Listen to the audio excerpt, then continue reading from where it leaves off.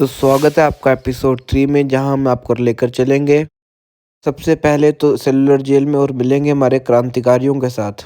उसके बाद open deck cruise में जाकर एकदम शानदार व्यू के साथ पहुंचेंगे हम हेवलॉक आइलैंड। फाइनली बीच के किनारे बैठकर मिटाएंगे अब फुल डे की थकान और इस रोमांटिक व्यू के साथ करेंगे नेक्स्ट डे का इंतज़ार। ये अब हम आ गए हैं सेलुलर जेल में। ये वो लिविंग आर्किटेक्चर है जो हमें उस टाइम पे ले जाता है जब हमारे जो फ्रीडम फाइटर हैं उन्होंने इतना पेन फील किया और उन्होंने हमारे लिए सेक्रीफाइसेस दिए। ये जो आप मेरे सामने देख रहे हैं ना, ये 1983 का पेड़ है और जस्ट एक बार सुनिए ये हमसे क्या कहना चाहता है। लोग थे जिनका ख्याल था कि मुझे भी और पेड़ों की तरह काट गिराया जाना चाहिए, लेकिन मैं बच निकला। मेरी किस्मत में शायद खड़ा रहकर इस जेल में होने वाली यातनाएं देखना लिखा था। हर एक कैदी जेल के फाटक के भीतर आकर मेरी डालियों के नीचे से ही निकला है। उसके बाद ये दो जोत हैं, एक राइट साइड पे और एक लेफ़्ट साइड पे। ये स्वतंत्र जोत है जिसने जो हमारी जो फ्रीडम फाइटर्स हैं उनकी मेमोरी के लिए 24 आवर्स हर दिन यहाँ जलती है। तो सबसे पहले हम फांसी घर देखने जाएंगे। ये जो राइट साइड पे है ये किचन थी जहाँ फ्रीडम फाइटर्स खाना खाते थे, और ये लेफ़्ट साइड वाला जो है ये फांसी घर है। ये जो फांसी घर है ना, ये अंग्रेज़ों के टाइम पे ओपन एयर में होता था और ये वॉल्स इसकी अब बनाई है। आप जस्ट इमेजिन करिए, जहाँ बैठ के हमारे फ्रीडम फाइटर्स खाना खा रहे हैं उसके ऑपोजिट ही फांसी दी जाती थी। चलिए अब हम फांसी घर को अंदर से देखेंगे। वैसे तो कोई रिटन रिकॉर्ड नहीं है कि यहाँ पर किसी को फांसी दी गई हो किसी फ्रीडम फाइटर को, बट स्टिल ये अपनी क्रुएल्टी का हाईएस्ट एग्जाम्पल है कि किसी को खाने वाले एरिया के सामने ओपन एयर में फांसी देना। अब हम नीचे अगर स्टेयर से जाके देखेंगे तो हमें वो एरिया दिखेगा कि अगर हम यहाँ ऊपर देखें तो हमें गेट्स दिखेंगे जिनको ओपन कर दिया जाता था, और ओपन करते ही जो फ्रीडम फाइटर्स थे वो हैंग हो जाते थे और नीचे से उनकी बॉडी को आउट कर दिया जाता था। दिन ये जो मेरे पीछे है ये सैंपल है बिल्डिंग का, जिसमें टोटल 7 ब्लॉक्स थे पूरे राउंड स्ट्रक्चर में, और इसमें 693 टोटल रूम्स थे। गया और पानी जो है अंडमान निकोबार द्वीप समूह के चारों तरफ हजारों मील पानी है। यदि कोई कैदी भागे तो कहाँ तक? आसपास के जंगलों में वहाँ जाते थे, आदिवासी देखते थे, उनको मारते थे। जंगल में खाना नहीं मिलता था, मलेरिया, इसी वजह से अंडमान काला पानी के नाम से जाना जाता है। काल पानी काला पानी हो गया तो मीनिंग बदल गया। लोग सोचते कि ब्लैक वाटर, लेकिन ब्लैक वाटर नहीं है, काल पानी। और सेलुलर जेल में रहने वाले फ्रीडम फाइटर्स के लिए टॉयलेट बाथरूम, दिन भर बाहर काम करते थे, नीचे कॉमन टॉयलेट बाथरूम का यूज़ कर सकते थे। कुछ फ्रीडम फाइटर्स को कमरे में ही काम देते थे, अकेले काम करो। ये जो अभी आप सामने देख रहे हैं ना, ये ओरिजिनल ऑयल मिल है हमारे प्री इंडिपेंडेंस का, और इसी के थ्रू 40 पाउंड्स का कोटा दिया जाता था हमारे फ्रीडम फाइटर्स को ऑयल निकालने का। जस्ट इमेजिन करिए, जो ऑयल एक बैल नहीं निकाल पाता उससे ज़्यादा हमारे फ्रीडम फाइटर्स को बोला जाता था, और अगर ना हो तो हमें उन्हें मारा भी जाता था। और मारने के लिए इस मेथड को यूज़ करते थे जिसमें हाथ को और पाँव को हथकड़ी से बांधकर पेट पे बेल्ट बांध दी जाती थी, और चाहे जितना मर्जी खून निकले फ्रीडम फाइटर हिल भी नहीं सकते थे। अब हम जा रहे हैं ऊपर की तरफ जहाँ सारे कमरे हैं और हमारे सब क्रांतिकारियों को रखा जाता था, जिसमें से हम बाकी क्रांतिकारियों का कमरा और वीर सावरकर जी का कमरा भी ज़रूर देखेंगे, जिन्होंने हमारे देश के लिए अपनी जान कुर्बान करी। मैं ये बात ज़रूर बोलना चाहूँगा कि अगर आप यहाँ जा रहे हैं तो गाइड ज़रूर करें। 200 रुपीज़ पर फैमिली लेता है गाइड, बट जो आपको ये इन्फॉर्मेशन देता है, जिस तरीके से हमें सुनाते हैं, हमें बिल्कुल उस टाइम पे पहुंचा देते हैं जिस टाइम पे ये इंसिडेंट हुआ, और उस मोमेंट को हम एक्चुअली लिव करते हैं उस टाइम को। वहाँ से भाग गया है, दोबारा न भागे, जिसने अपने कड़ी पहले पर रखा कि उनके जो बड़े भाई थे गणेश दामोदर सावरकर जी, वो सेलुलर जेल में उनसे भी पहले से थे, लेकिन दोनों भाई जो है 2 साल तक आपस में मिल नहीं पाए, एक ही जेल में रहते हुए था। अंडमान का एयरपोर्ट उन्हीं के नाम पे वीर सावरकर। तो पहले मैं जाऊंगा विनायक दामोदर सावरकर जी यानी कि वीर सावरकर जी के कमरे में। यहाँ पर इनको 10 साल रखा गया था। हम जिस गर्मी में 10 मिनट नहीं काट सकते, वो उस जगह 10 साल काट कर गए, इतनी ज़्यादा कठिन परीक्षाओं के बाद भी। जो उनके बड़े भाई गणेश दामोदर सावरकर जी को भी यहीं पे रखा गया था, फिर भी उनको 2 साल तक आपस में मिलने नहीं दिया गया। ये जो लाइट्स लगी हैं ये सब अभी लगाई गई हैं देखने के लिए, वरना उस समय इन कमरों में लाइट नहीं होती थी।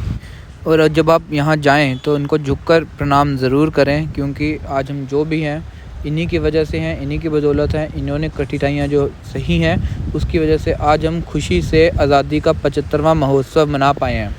और सबसे दुख की बात तो मुझे ये लगी छोटी सी कि इतना मुश्किल और कठिनाइयाँ सहने के बावजूद भी इनको इंडिपेंडेंस के बाद कोई भी पद नहीं दिया गया और ये सरकार में तक नहीं थे। ऐसे वीर इंसान को मेरा सत प्रणाम और मेरा नमस्कार। अब आप एक बारी सेलुलर जेल की छत का व्यू देख लीजिए, उसके बाद हम सेलुलर जेल की ट्रिप को कंक्लूड करेंगे और देन वापस रूम पे जाके थोड़ा सा पैकिंग करके हैवलॉक के लिए निकलेंगे। ये ऊपर का ये पार्ट जो है सेंट्रल एरिया है, यहीं से सातों के सातों विंग्स हैं वो निकलते हैं, यहाँ पे जेल और उनके कैबिन्स हैं।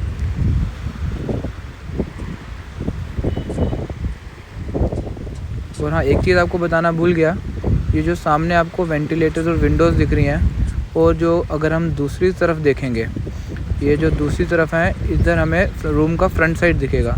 तो जो 7 ब्लॉक बनाए गए थे इस तरीके से बनाए गए थे कि जो फर्स्ट ब्लॉक है उसका जो बैक है वो सेकंड ब्लॉक के फ्रंट में होना चाहिए। अगर आपका लक मेरे जितना अच्छा हुआ ना, तो आपका इंडियन आर्मी का ये ड्रिल होता हुआ भी दिख जाएगा जो भी मेरे सामने है। यहाँ पे इस टाइम सामने इंडियन आर्मी का हेलीकॉप्टर और इंडियन नेवी का शिप कोई इकट्ठा मॉक ड्रिल कर रहा है, और आप वीडियो में देखिए एक पर्सन इस टाइम पे हेलीकॉप्टर से ऊपर आने की कोशिश कर रहा है।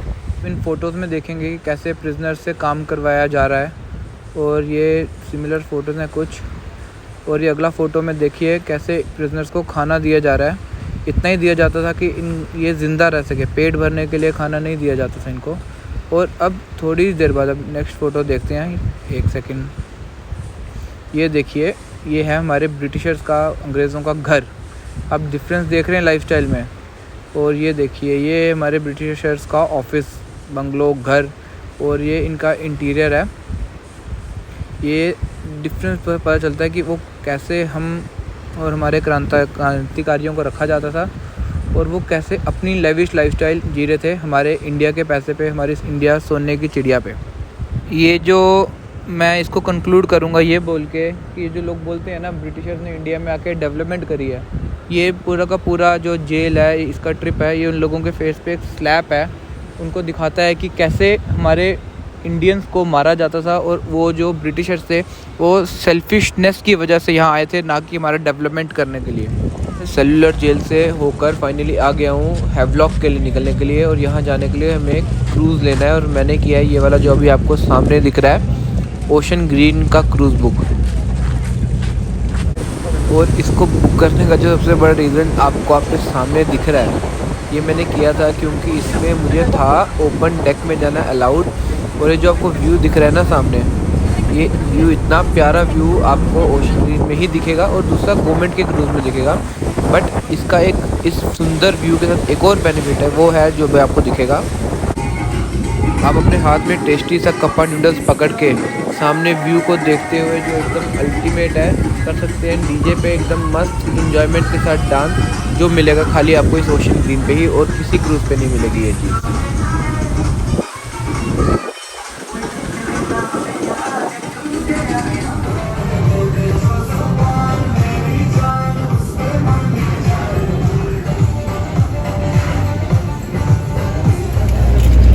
फाइनली मैं पहुंच गया हूँ स्वराज द्वीप, यानी कि हैवलॉक आइलैंड। व्यू तो इसका पहले ही बहुत अच्छा है, बट थोड़ा सा लेट हो गया। क्रूज़ जो था मेरा कोई कितना 1 आवर लेट था, उसकी वजह से इसने थोड़ा लेट कर दिया। आगे का प्लान थोड़ा इफेक्ट होगा क्योंकि ऑलरेडी दिख रहा है कि सनसेट होने वाला है। मैं सनसेट के लिए राधानगर बीच में जाने वाला था, वो शायद से कल जाना पड़े। चलो देखते हैं, अभी आगे जाएंगे, अभी होटल देखेंगे, उसके बाद देखते हैं क्या प्लान करते हैं।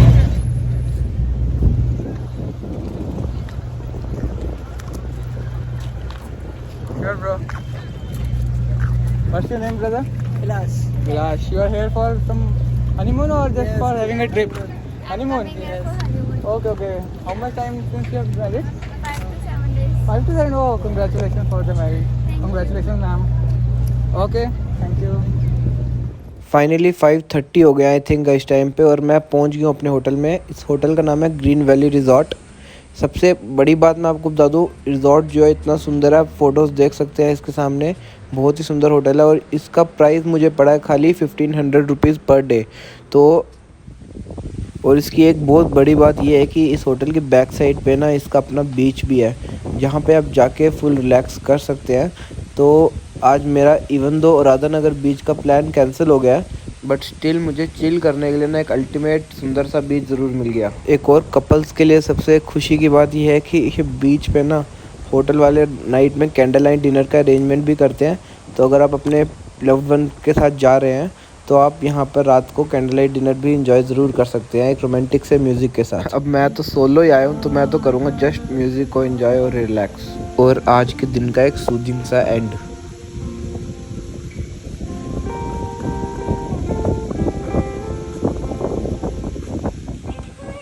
अभी इस टाइम में रात के 10 बज चुके हैं।